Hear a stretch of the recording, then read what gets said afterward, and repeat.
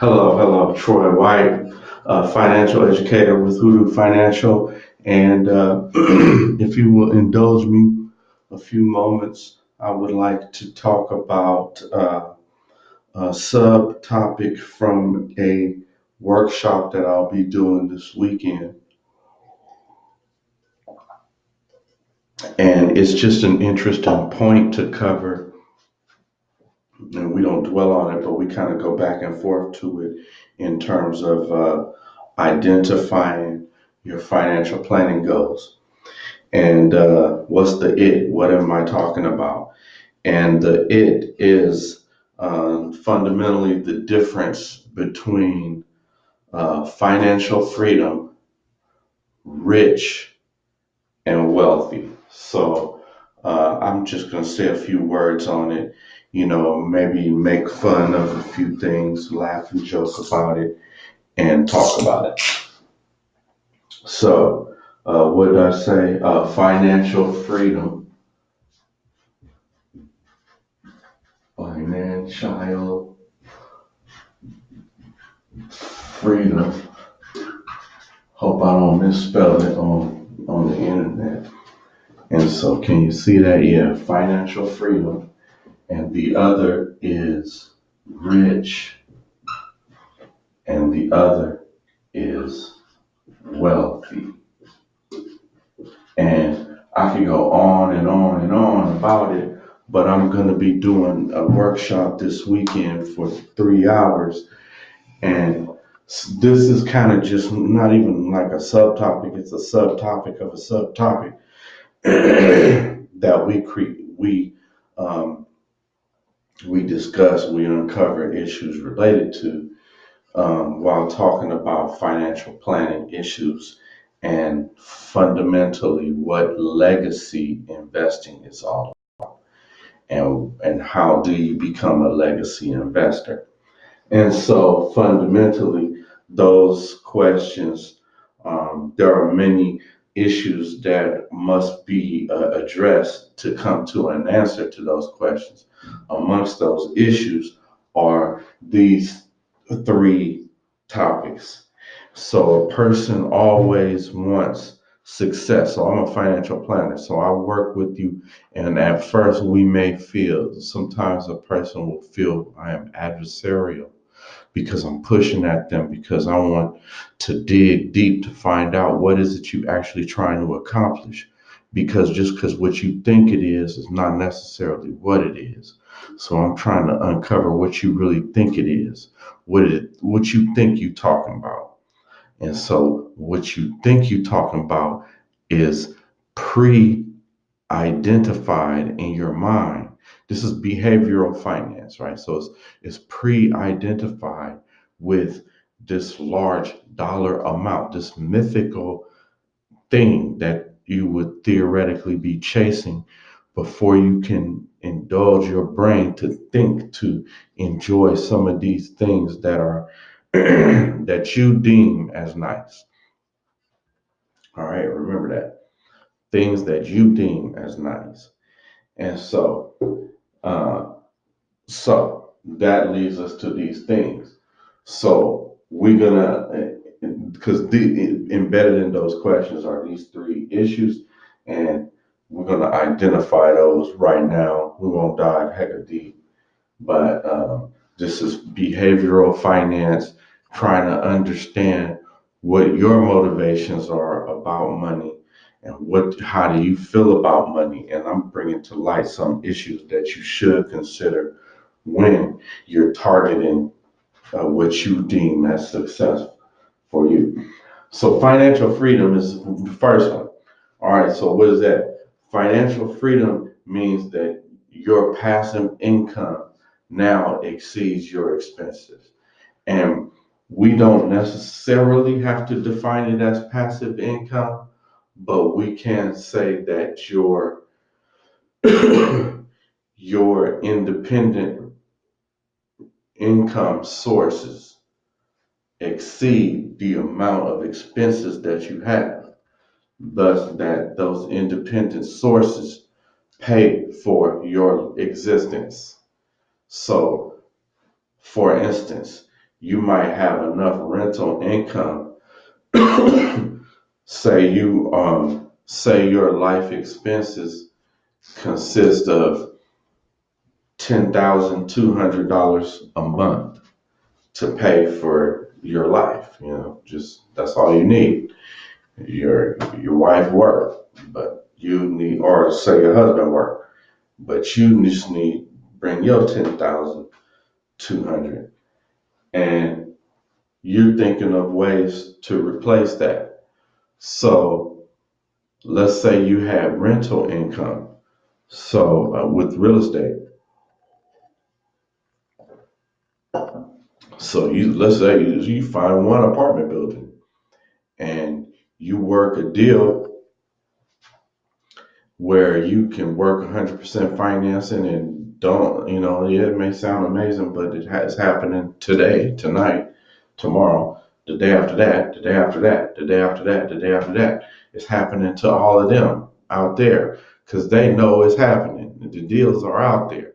And so as long as you say, well, that's them fools, it's not going to be that, that don't happen for me. I don't know how to do that. Well, they didn't know how to do that before they did that. So you can do that. So I'm just saying, don't count yourself out because um, basically the point is financial freedom is if you were to acquire enough rental income to support your $10,200 a month life, then that's financial freedom.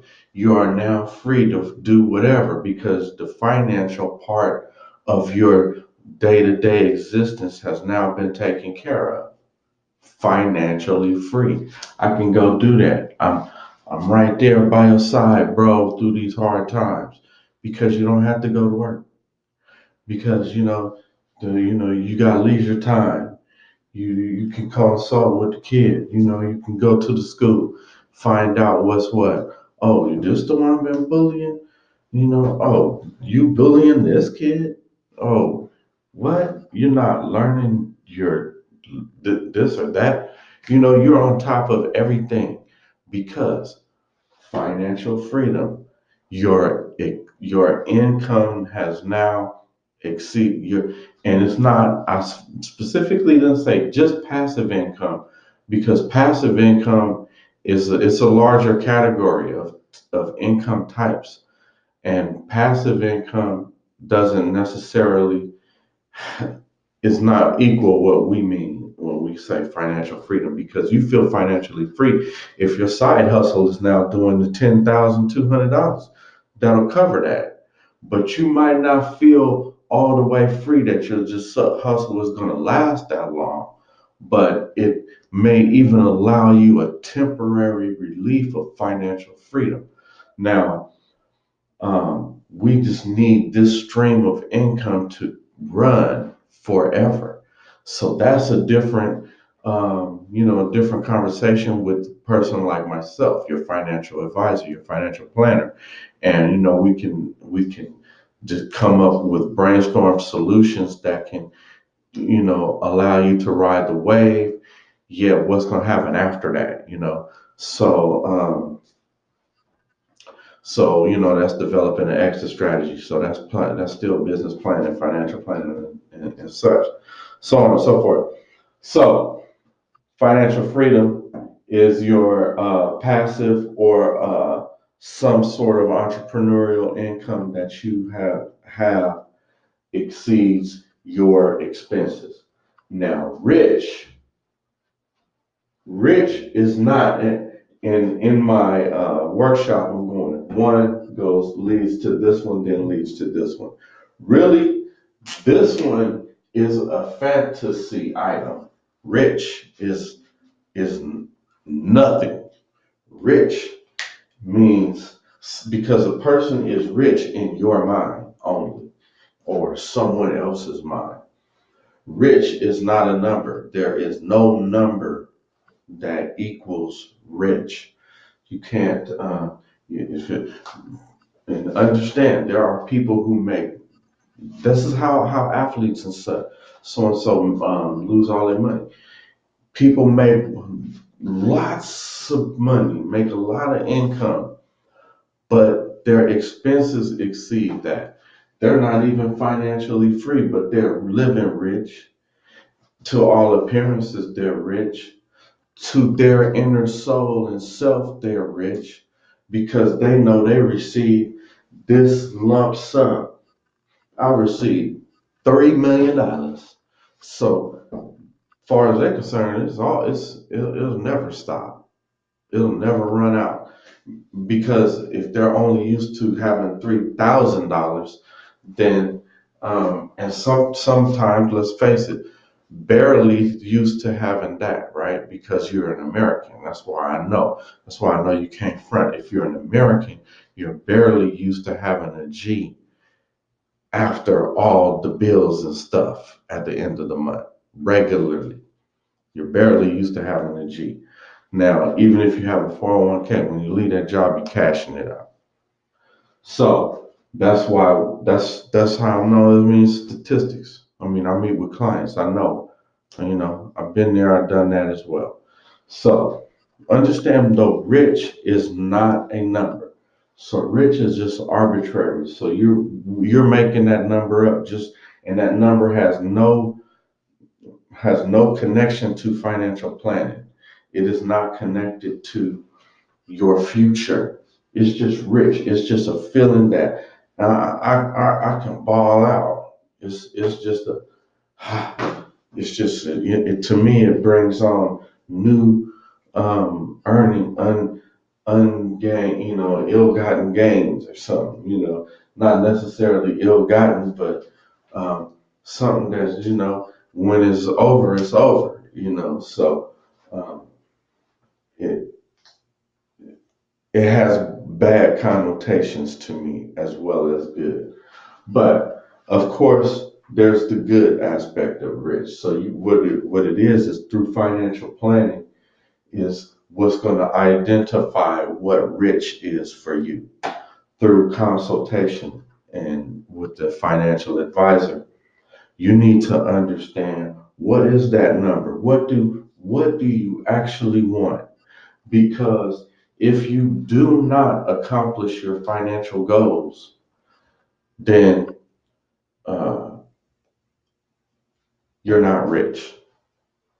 But if you accomplish all of your financial goals, and those goals have been mapped out through careful financial planning, creating an investment strategy of regular, consistent investing into building a sound investment portfolio, utilizing the regular investment mechanisms and methods and opportunities that are available to you, that are available to everyone else, you can achieve whatever your rich is.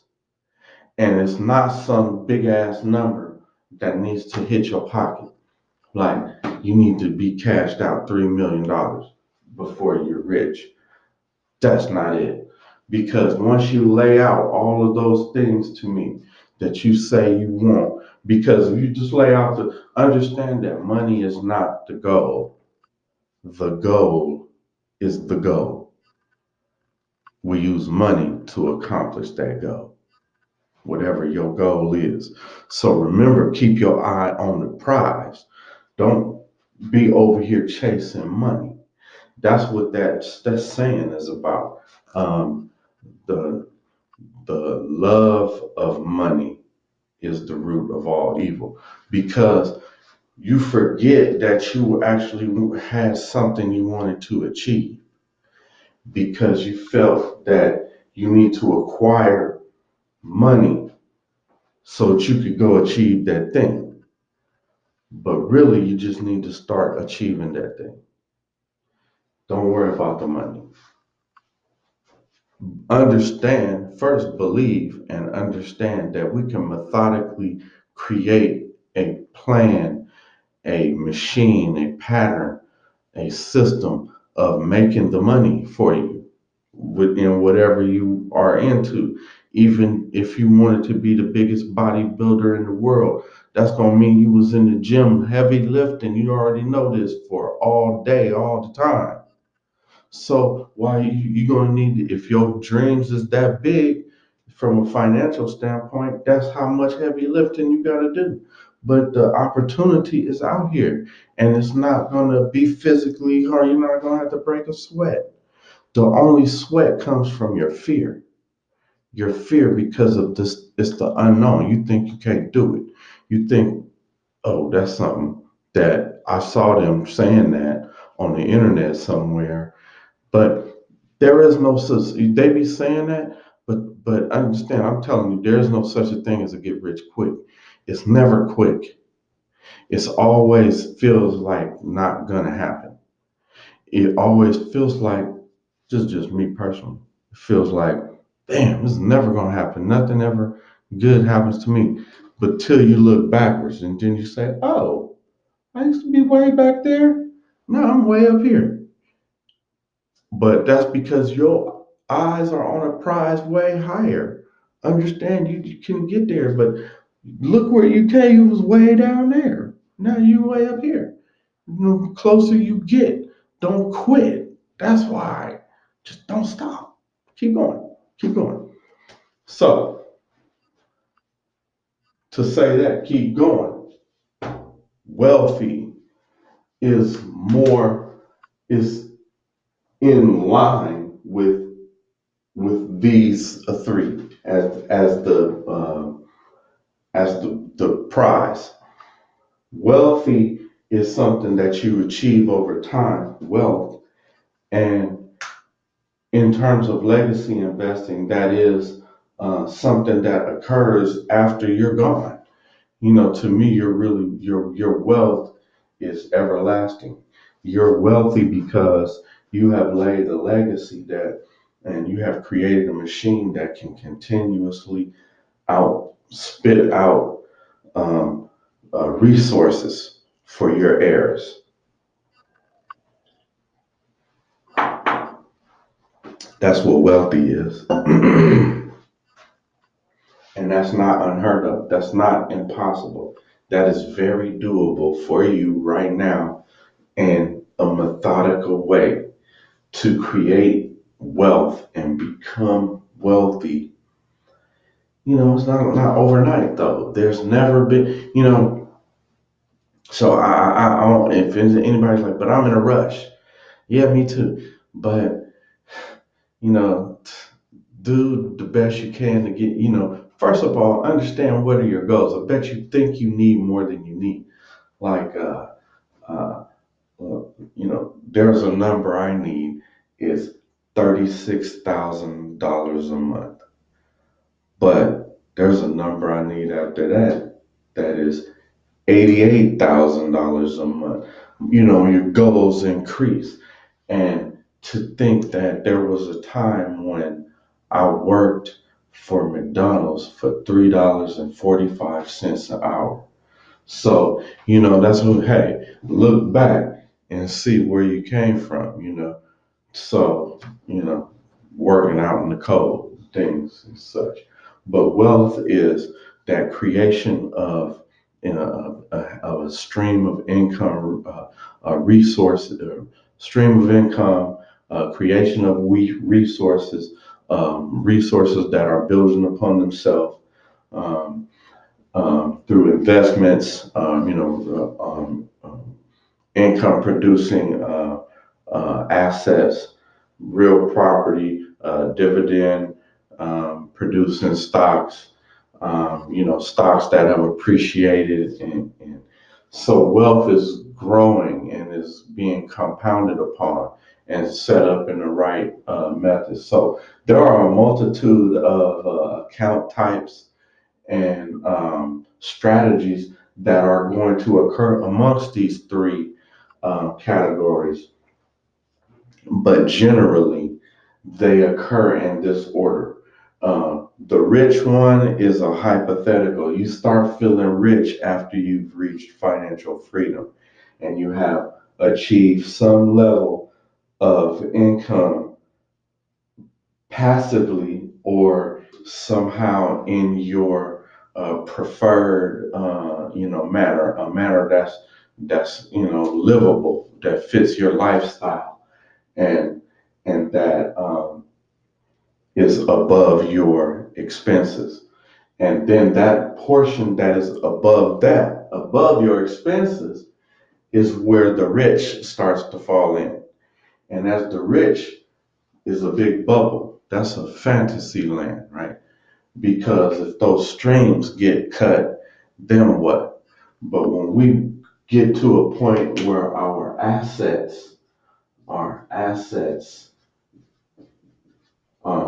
create more wealth for us. I just created that definition, but I like that definition better because it's the work that we've done.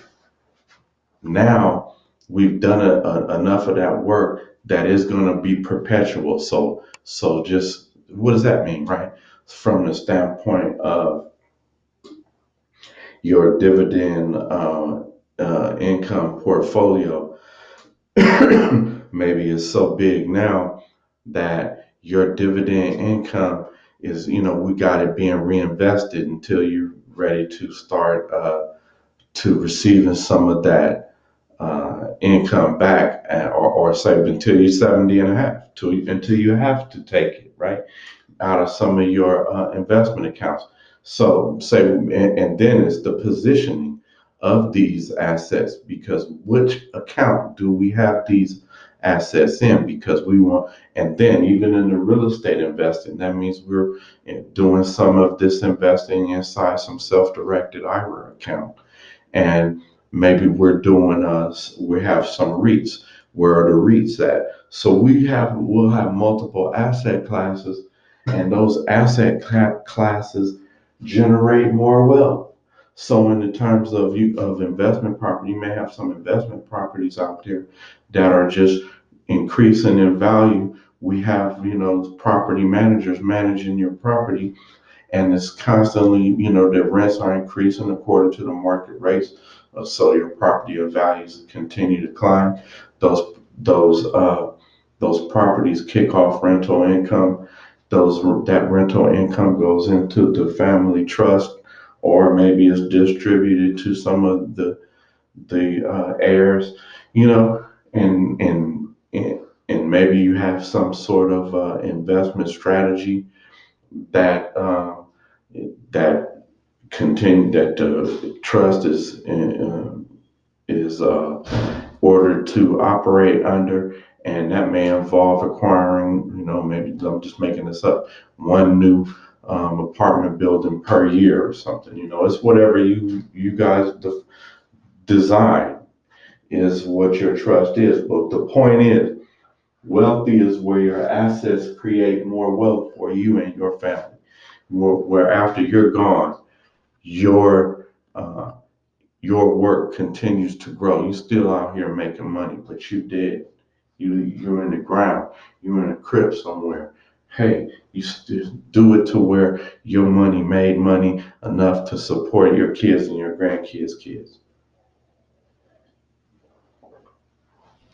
And even if we can't fully support them into the future in that way, what if we could just contribute on a consistent, ongoing, perpetual basis?